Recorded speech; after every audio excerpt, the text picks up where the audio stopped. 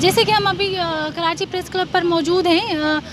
جو احتجاج ہوا ریسنٹ، جو رات کو زیادہ سارنگ جویو کو اٹھا کر لاپتہ کر دیا گیا ہے، یہ انسانی حقوق کی سنگین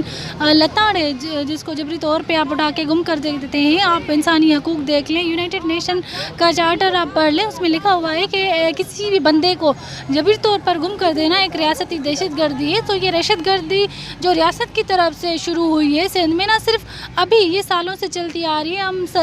70 کے دور سے اگر ہم لے لیں تو وہاں سے سندھ یونیورسٹی کے پروفیسر ایک لاپتہ ہوا تھا جو اس وقت تک ابھی تک لاپتہ ہے، اس کا کوئی پتہ نہیں چلا کہ وہ کہاں پر تھا اور کہاں گیا، وہ کس نے اس کو مطلب مار دیا، اس کی ہڈیاں بھی بچی ہیں یا نہیں۔ تو وہ 70 سے لے کر ابھی تک وہ سلسلہ جبری گمشدگیوں کا جاری ہے، نہ صرف سندھ، بلوچستان، پشتونخوا، ہر جگہ یہ سلسلہ جاری ہے۔ یہاں پر جو بھی